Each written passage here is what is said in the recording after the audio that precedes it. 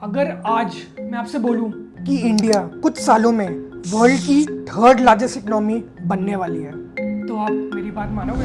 अभी हम सब लोग देख ही रहे हैं कि इंडियन इकोनॉमी थोड़ी स्लो चल रही है, इन्फ्लेशन बढ़ रहा है, लोगों को नई जॉब्स ढूंढने में बहुत मुश्किल हो रही है।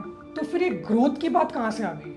देखिए, रियलिटी ये है कि इंडिया, जो आज दुनिया की फिफ्थ लार्जेस्ट इकोनॉमी है, 2028 तक जापान और जर्मनी को पीछे छोड़ के थर्ड स्पॉट ला सकती है। और ये कोई विशफुल थिंकिंग नहीं है।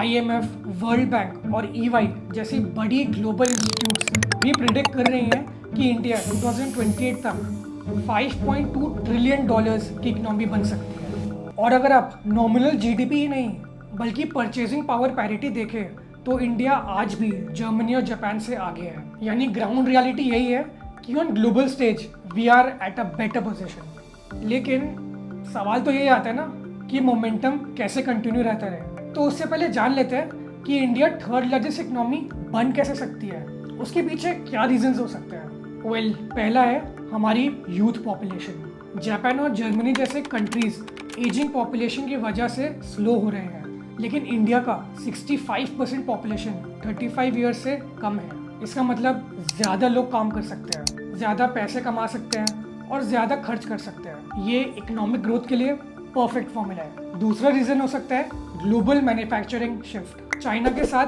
पॉलिटिकल टेंशंस और राइजिंग कॉस्ट की वजह से दुनिया चाइना +1 स्ट्रैटेजी अडॉप्ट कर रही है। मतलब वो अब सिर्फ चाइना पे ही डिपेंडेंट नहीं होना चाहते और इंडिया इस अपॉर्चुनिटी को ग्रैब कर सकती है। Make in India, PLI schemes और सस्ती लेबर कॉस्ट हमें एक बड़ा ग्लोबल मैन्युफैक्चरिंग हब बना सकती है।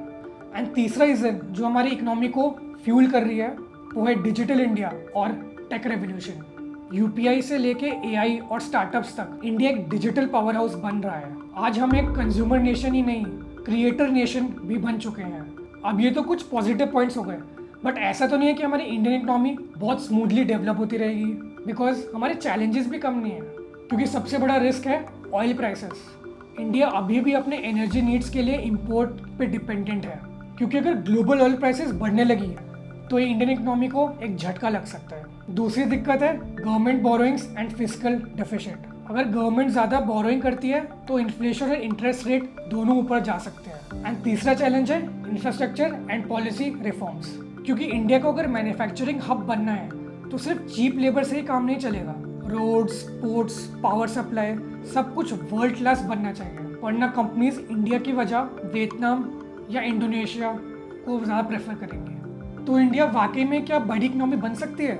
अब देखिए, चैलेंजेस तो बहुत सारे हैं, पर अगर इंडिया 6 से 7% स्टेबल ग्रोथ मेंटेन करे तो ये बिल्कुल पॉसिबल है। लेकिन हम सिर्फ गवर्नमेंट की पॉलिसीज़ या जो ग्लोबल ट्रेंड्स हैं उस पर ही नहीं डिपेंडेंट रह सकते, बल्कि आप और मेरा पार्टिसिपेशन काम आएगा। क्योंकि अगर आप चाहते हैं कि आपको भी ग्रोथ का फ़ायदा हो तो आपको आज से सोचना पड़ेगा कि आप अपने इन्वेस्टमेंट्स और फाइनेंशियल प्लानिंग को इस गोल के साथ अलाइन कर सकते हैं। तो अगर आपको वीडियो इन्फॉर्मेटिव लगा तो आप सब्सक्राइब कर सकते हैं, बिकॉज हम इस टाइप के वीडियोस एवरी वीक डालते हैं। एंड अगर आपके फाइनेंस से रिलेटेड कोई भी क्वेश्चंस हैं तो ये नीचे नंबर है, इस पर आप कॉन्टैक्ट कर सकते हैं। हमारे फाइनेंशियल एडवाइजर्स आपकी हेल्प कर सकते हैं। And for more finance content you can watch this.